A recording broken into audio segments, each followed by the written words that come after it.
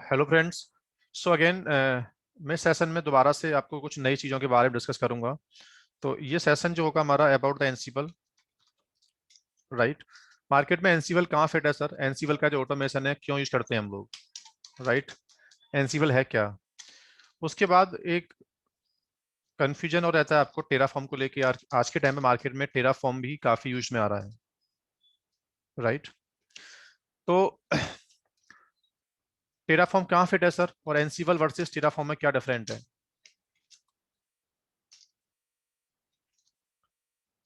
Right. तो ये सब कंसेप्चुअल बात करते हैं फटाफट से हम लोग। तो सबसे पहले स्टार्ट करते हैं अबाउट द एनसीबल। एनसीबल का अडेप्ट मार्केट में एनसीबल हम क्यों यूज करते हैं, उससे पहले आपको एक टर्म समझाता हूँ। पहले मैं हम कंपनी में एक वर्ड होता है कॉन्फ़िगरेशन, राइट। पहले ही समझते हैं एक बार। कॉन्फ़िगरेशन का मतलब सिंपल सा ये रहता है आईटी में आईटी इंफ्रास्ट्रक्चर में होने वाला कोई भी चेंजेस, ऑपरेटिंग सिस्टम जैसे सपोज करना। कॉन्फ़िगरेशन का मतलब ये होता है कि एक सर्वर पे डेली होने वाला कोई भी changes, that is called configuration. जैसे हम सबको मालूम होगा कि हम लोग लिनक्स एडमिन है। तो लिनक्स सिस्टम के ऊपर डेली आके यूजर ऐड करना, पासवर्ड देना, पैकेज डालना, फाइलों के बैकअप लेना, फाइलों में कुछ इंसर्ट करना, फाइलों में कुछ डिलीट करना, कंप्रेस करना, सूडो पावर देना, पासवर्ड लेस करना, पार्टीशनिंग बनाना, माउंट करना। तो any kind of changes which we you are doing daily basis, जो भी चेंजेस आप परफॉर्म करते हो डेली बैठ के, so that is called configuration, right. अब ये कॉन्फ़िगरेशन किसी कंपनी के लिए प्रॉब्लम कब करता है? जब कॉन्फ़िगरेशन ज्यादा होता है और इंफ्रास्ट्रक्चर बहुत बड़ा होता है। We have lot of machines, machine ज्यादा है, कॉन्फ़िगरेशन भी ज्यादा है, डेली होना होता है बैठ के।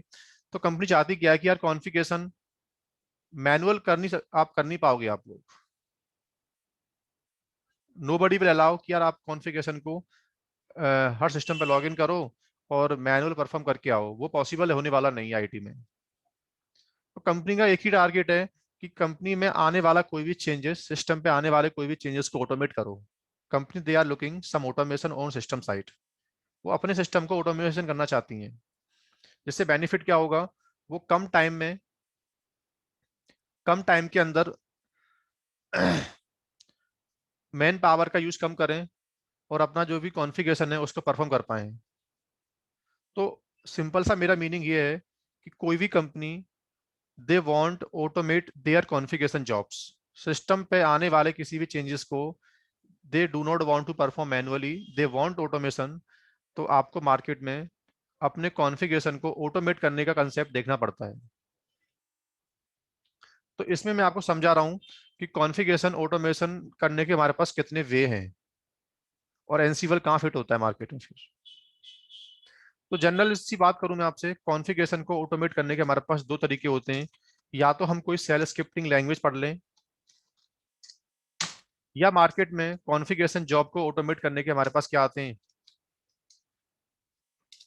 कॉन्फ़िगरेशन टूल आते हैं मार्केट में।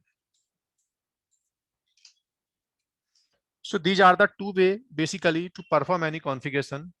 किसी कॉन्फ़िगरेशन जॉब को आईटी में ऑटोमेशन में लाने के लिए, किसी सिस्टम के चेंजेस को ऑटोमेशन में लाने के हमारे पास दो मेथड होते हैं, या तो वाया सेल स्क्रिप्टिंग लैंग्वेजेस या कॉन्फ़िगरेशन टूल। तो एक सिस्टम एडमिन को दोनों में से एक नॉलेज कम से कम होनी चाहिए। जो बंदे कहते हैं सर मैं सिस्टम एडमिन हूँ, so what I need to learn automation, हमें ऐसा क्या पढ़ना चाहिए जिससे मेरे स्किल्स में आ जाए ऑटोमेशन। तो सिस्टम एडमिन को ऑटोमेशन पढ़ने के लिए कम से कम दोनों में से, या दोनों अच्छी, अगर दोनों आपको आते हैं बेस्ट है, बट एटलीस्ट या तो आपको सेल की नॉलेज हो या आपको कॉन्फ़िगरेशन टूल की नॉलेज हो। जब सेल की बात करते हैं तो मार्केट में सेल स्क्रिप्टिंग लैंग्वेज सब जानते होंगे आप लोग, जैसे बैस। बैस आज के टाइम पे जब मुझसे पूछा जाता है कि सर आप क्या करते हो रिकमेंडेड, तो मेरे अकॉर्डिंगली आज या तो बंदा बेस पढ़े या पाइथन पढ़े। दोनों में से बोलूं तो पाइथन का यूज केस ज्यादा है। पाइथन स्क्रिप्टिंग भी कर सकता है। पाइथन से हम बहुत कुछ कर सकते हैं हम लोग। सॉफ्टवेयर डेवलपमेंट भी कर सकते हैं पाइथन से। पाइथन से स्क्रिप्टिंग भी कर सकते हैं हम लोग। पाइथन से हम डिवाइस की ऑटोमेशन भी कर सकते हैं। तो क्वाइटली बेस आपको आता है बेस्ट है। अगर आपको मुझसे पूछना है कि आपको क्या पढ़ना चाहिए एक्चुअल में, तो फिर मैं रिकमेंड करता हूँ कि पाइथन स्क्रिप्टिंग आप पढ़ लो, तो बेस्ट होता है आपके लिए। ठीक है, कोई एक स्क्रिप्टिंग कंसेप्ट आपको मालूम होने चाहिए। स्क्रिप्टिंग क्वाइटली सब सेम ही होती हैं, सब में एक कंसेप्ट सेम ही होता है, कॉमन। तो कोई भी स्क्रिप्टिंग नॉलेज पहले आपको होनी चाहिए एक, आज के टाइम पे आईटी में, राइट। उसके बाद ये तो बात थी कि सेल स्क्रिप्टिंग कौन सी मार्केट में यूज कर रहे हैं हम लोग आज के टाइम पे। तो सर जब एक पॉइंट आता है सर, जब ऑलरेडी स्क्रिप्टिंग लैंग्वेज मुझे आती है, ये मार्केट में सेल स्क्रिप्टिंग पहले से अवेलेबल है, तो कॉन्फ़िगरेशन टूल आईटी यूज करती क्यों है? जैसे आपने सुना होगा, एनसीबल एक कॉन्फ़िगरेशन टूल है, जैसे पपेट और सैफ, ये क्या है, एक these are the configuration tool, जिससे भी हम आईटी के चेंजेस को ऑटोमेट कर सकते हैं। तो सिंपल एक पॉइंट समझा रहा हूं पहले, कि ऑटोमेशन सेल स्क्रिप्टिंग से करना या ऑटोमेशन कॉन्फ़िगरेशन टूल से करने में फर्क क्या होता है। देखो, दोनों में ये डिफरेंट होता है। सेल ये कहता है कि जिस टास्क को आप ऑटोमेट करोगे, पहले उस सिस्टम की आपको कमांड की नॉलेज होनी चाहिए। नहीं समझे आप ना? दोबारा बोलता हूं, जैसे मैं एक एग्जांपल दूं आप लोगों को। जैसे आई आई थिंक आपको लिनक्स आता होगा, सपोज करना। तो मैंने अगर आपसे बोला कि मुझे एक मशीन से बैठ के 10 मशीन के ऊपर एक फाइल पुश करनी है, तो सबसे पहले तो आपको ये पता हो कि लिनक्स में रिमोट फाइल कॉपी कैसे होती है, वो कमांड आपको याद होनी चाहिए, पहला पॉइंट। और दूसरा पॉइंट है, उस कमांड को अब स्क्रिप्टिंग के सिंटैक्स में आपको डालना आना चाहिए। जबकि एनसीबल कहता क्या है, जबकि कॉन्फ़िगरेशन टूल का बेनिफिट ये होता है, कॉन्फ़िगरेशन टूल ऑपरेशन में कमांड लेवल की नॉलेज जो होती है ना, वो पहले से उसको मालूम होती है। If we are doing automation help of the Ansible, so you don't require to put the command. आपको कमांड लिखने की नीड नहीं है, आपको बस समझाना है कि टास्क क्या है और कहाँ पुश करके आना है फाइल, बस कौन सा टास्क करके आना है, उसकी वैल्यू क्या है, बस खाली टास्क की कमांड क्या है, इसकी अवेयरनेस होना मैटर नहीं करता। हेल्प ऑफ द एनसीबल या help of the configuration tool. Scripting का एक एक प्रॉब्लम और है, स्क्रिप्टिंग आपकी अंडरस्टैंडिंग है, आपने लिख के दे दिया और कल को we want to make change, तो मेरे पास भी उतनी इंटेलिजेंसी होनी चाहिए। जबकि एनसीबल की जो फाइलें होती हैं, उनको चेंज करना बहुत टिपिकल हमारे लिए नहीं होता है, क्योंकि जिसने लिख के दिया था ना, उसका बहुत बड़ा एफर्ट नहीं था। उसने सिंपल सिंपल लिखा था, फाइल का नाम ये है, यहाँ कॉपी कर दो, ये परमिशन दे दो, तो कोई बंदा आके बड़े आराम से उसको चेंज कर सकता है। तो ऑटोमेशन कॉम्प्लेक्स ना हो जाए थोड़ी सी, राइट। और हमारे पास इतनी इंटेलिजेंसी की मैन पावर है नहीं अवेलेबल, जिसको कमांड की भी नॉलेज हो और जिसको सेल का सिंटैक्स मालूम हो। तो आज के टाइम पे जब इंफ्रास्ट्रक्चर बहुत बड़े हो गए, हमारे पास राउटर भी हैं, डिवाइसेस भी हैं, बैलेंसर भी हैं, सिस्टम विंडोज के भी हैं, लिनक्स के भी हैं। तो इस टाइप के इंफ्रास्ट्रक्चर की ऑटोमेशन करने वाले जो मार्केट में टूल टूल आते हैं, उनको बोलते हैं कॉन्फ़िगरेशन टूल, राइट। तो कॉन्फ़िगरेशन को परफॉर्म करने के, ऑटोमेशन लाने के दो वे थे हमारे पास, या तो शेल स्क्रिप्टिंग या कॉन्फ़िगरेशन टूल। स्क्रिप्टिंग लैंग्वेज आपको आती है, बेस्ट है, लेकिन थोड़ा सा स्क्रिप्टिंग का जो इम्प्लीमेंटेशन है, उसमें स्किल्स की डिमांड ज़्यादा होती है। लिखने के बाद कभी उसको चेंज करना, वो एक प्रॉब्लम आती है उसके अंदर।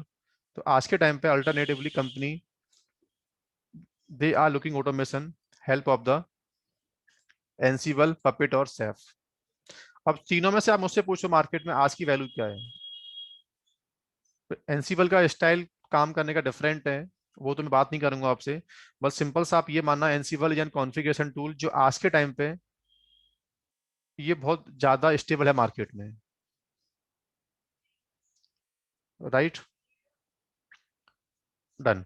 तो ये बात थी, मैंने मैंने की थी आपसे क्या, कि व्हाट द एनसीबल। तो सिंपल सा मैं इसके बारे में एक लाइन बोलूं कि एनसीबल क्या है। So it is an open source, क्या, एक IT configuration tool, IT configuration management tool, ऐसा बोलते हैं हम लोग, राइट। जिसके थ्रू वी कैन ऑटोमेट, जिसके थ्रू हम क्या कर सकते हैं, जिसके थ्रू हम लोग अपना सर्वर की चेंजेस को ऑटोमेट कर सकते हैं, सर्वर चेंजेस, अब सर्वर में आपका मशीन या तो विंडो का हो सकता है या लिनक्स का, एनी ओएस। एनसीबल से बैठ के we can manage changes of all OS. जितने मार्केट में ओएस अवेलेबल हैं सबको हम लोग मैनेज कर सकते हैं बैठ के, राइट।